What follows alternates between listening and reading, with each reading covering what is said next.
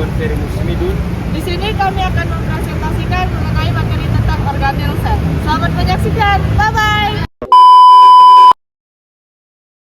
Baik, seperti judul materi yang disebutkan tadi, di sini saya akan menjelaskan mengenai membran sel, yang dimana membran sel juga dikenal sebagai membran plasma, di mana membran sel merupakan selaput terluar sel yang tersusun dari molekul lipoprotein atau biasa disebut fosfolipida dan protein, dan molekul-molekul lain yang menyempurnakan struktur membran plasma.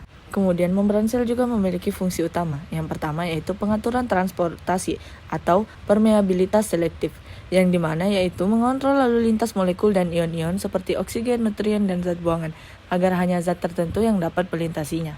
Kemudian yang kedua ada proteksi, di mana proteksi ini sebagai melindungi organel dan isi sitoplasma di dalam sel. Dan yang ketiga adalah transduksi sinyal atau disebut reseptor. Memiliki protein reseptor yang berfungsi menerima sinyal atau rangsangan dari lingkungan luar sel. Kemudian ada kompartementalisasi, yang dimana berfungsi sebagai memisahkan lingkungan di dalam sel intraseluler dari lingkungan di luar sel yaitu ekstraseluler. Kemudian di sini ada gambar struktur membran sel, yang dimana membran sel dijelaskan paling baik melalui model mosaik fluida yang menggambarkan membran sebagai lapisan dinamis dan cair. Komponen utamanya adalah lapisan ganda, fosfolipid, lipid atau disebut lipid bilayer, yang membentuk matriks dasar. Kromosom adalah struktur padat di inti sel yang tersusun atas DNA dan protein histon. Fungsinya menyimpan serta menurunkan informasi genetik dan mengatur aktivitas sel. Strukturnya terdiri dari dua kromatid yang dihubungkan sentromer dengan telomer di ujungnya. Pada eukariotik, kromosom berada di nukleus, sedangkan pada prokariotik di sitoplasma.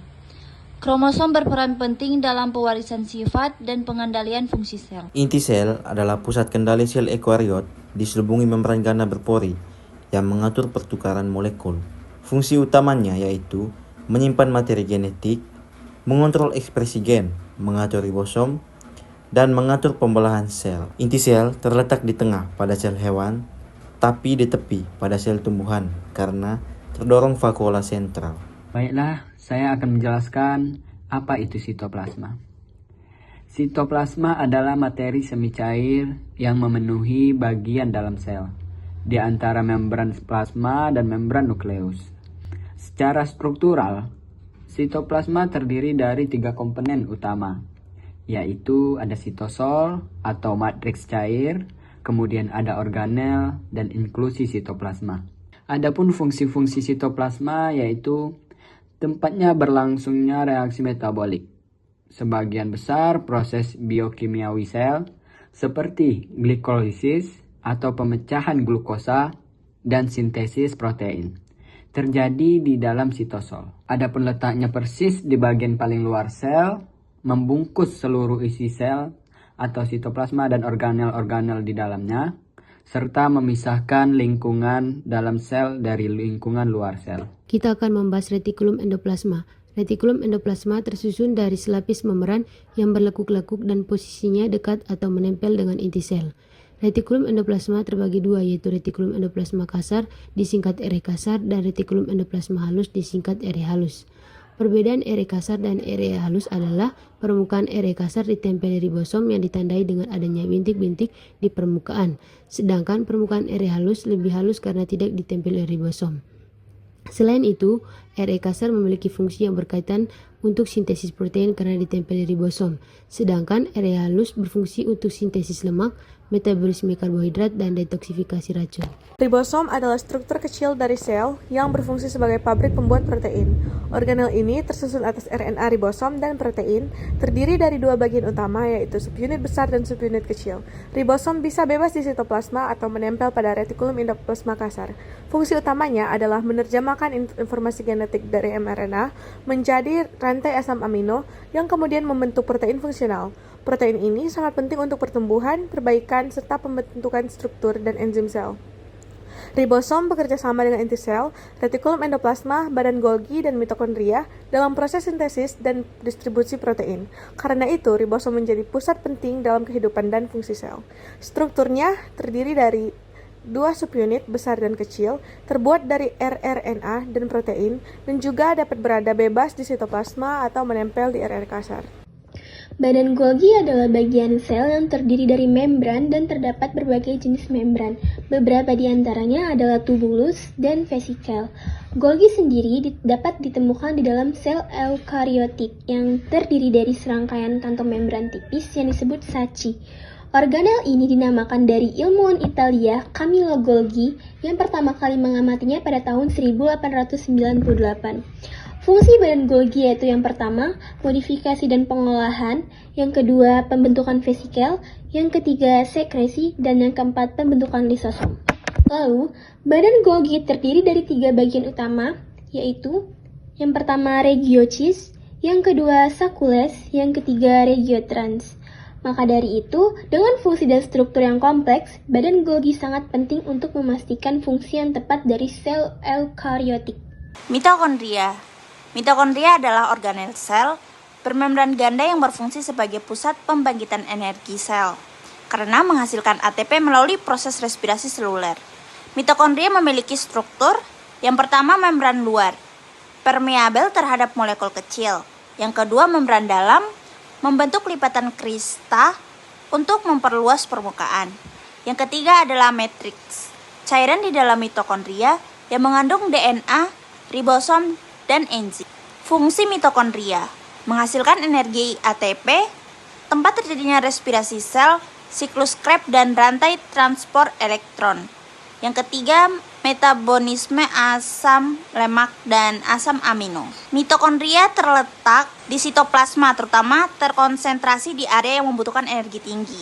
Misalnya, dekat miofibril di sel otot, sekitar sinapsis di sel saraf, banyak jumlahnya di sel hati dan pankreas. Letaknya dinamis, bisa berpindah sesuai kebutuhan energi sel.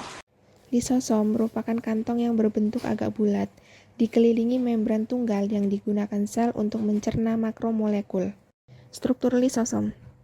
Lisosom umumnya berdiameter 1,5 nanometer.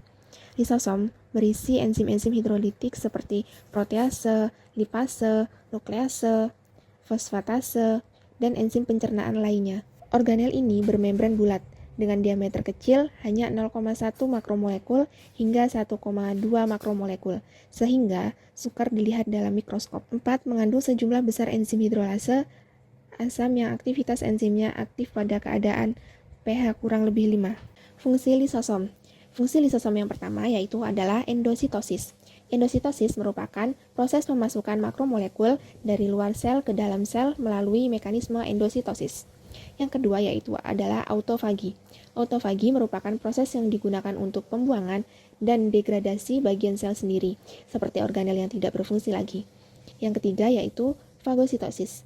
Fagositosis merupakan proses pemasukan partikel berukuran besar dan mikroorganisme seperti bakteri dan virus ke dalam sel. Proses pembentukan lisosom terbagi menjadi 2, yaitu yang pertama, enzim lisosom diproduksi oleh ribosom dan kemudian masuk ke dalam retikulum endoplasma. Dari retikulum endoplasma, enzim dimasukkan ke dalam membran kemudian dikeluarkan ke sitoplasma menjadi lisosom.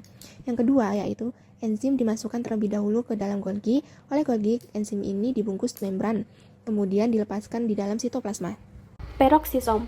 Peroksisom adalah organel sel bermembran tunggal yang berperan penting dalam detoksifikasi hidrogen peroksida dan oksidasi lemak, serta mengandung enzim katalase untuk menjaga keseimbangan oksidatif dalam sel.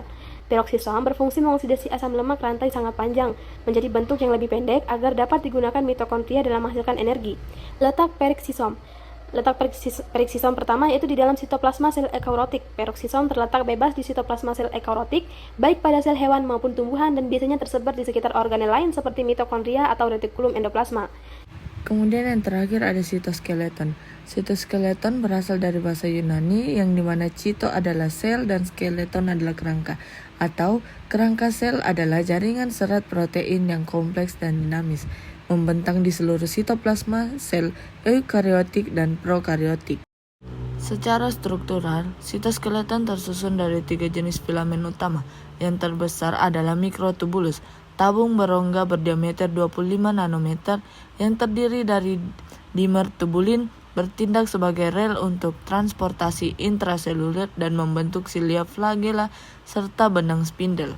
Yang kedua adalah filamen intermediate dengan diameter 8 hingga 2 nanometer yang dibentuk oleh berbagai protein seperti keratin, memiliki sifat yang kuat dan permanen dan berfungsi utama untuk menahan tegangan dan memberikan stabilitas struktural jangka panjang pada sel dan organel.